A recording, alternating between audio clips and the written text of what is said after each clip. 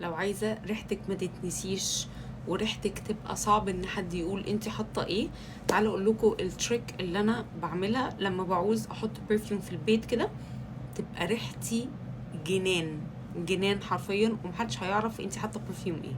بعمل حاجه اسمها layering، او اني احط 2 perfumes على بعض او 3 perfumes على بعض، وبكتر من الحاجه اللي انا عايزاها تبقى هي الاوفر باورنج، وبقلل من الحاجه اللي انا عايزاها توازن. يعني مثلا سي انا عايزه احط عود وفي نفس الوقت حاجه مثلا فيها فانيلا، يبقى بحط البيس فانيلا وبعد كده بحط يعني بختين عود، فده بيخلي ريحتي جنان وبيخليني كأني عندي مليون برفيوم وانا ممكن يكون عندي 5 برفيومز. تعالوا اقول لكم بقى على 2 برفيومز لو عملت لهم لايرنج هتبقى ريحتك خطيره ومحدش هيعرف يفسر ايه الريحه دي اصلا. اولا انا اتفاجئت ان ان كو دي لوكال براند عاملين برفيومز، التو برفيومز دول تمام. واحده اسمها وايت بودري، وايت بودري دي بودر بمسك، وانتوا عارفين كومبينيشن دي كومبينيشن بيبي، يعني كومبينيشن نظافه، بس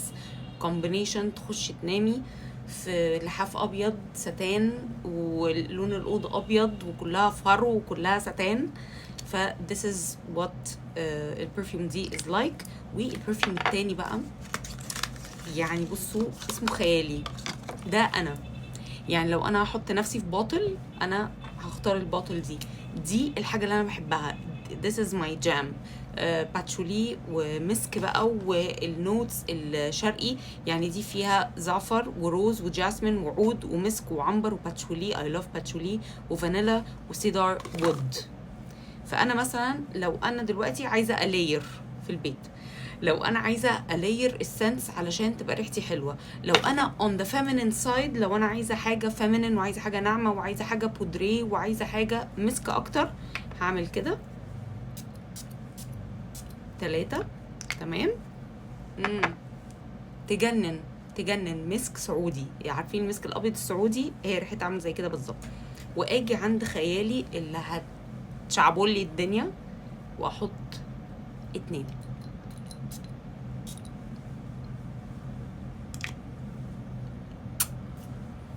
البرفيومز دول صدموني، انا اتصدمت من الثبات، اتصدمت من السنت نفسها، الريحه نفسها ريحتهم خطيره. برفيومز غاليه كانهم برفيومز نيش، تحفه يا جماعه. يعني لو انت عايزه تعملي لايرنج، عايزه تخلي ريحتك تحفه ومحدش يعرف انت حاطه ايه، هاتي الاتنين دول، هاتي الوايت بودري وهاتي خيالي، على ضمانتي ريحتهم هافن لايك، يعني خطيره. وبصوا صغيرين ازاي، تقدروا تسافروا بيهم، تقدروا تحطوهم في الشنطه، تقدروا تحطوهم جنبكم. عجبوني جدا جدا، ما كنتش اتوقع ان ان كو يعملوا برفيومز خطيره كده، بس اشتروهم يعني مفيش وقت للتفسير، حرفيا اشتروهم.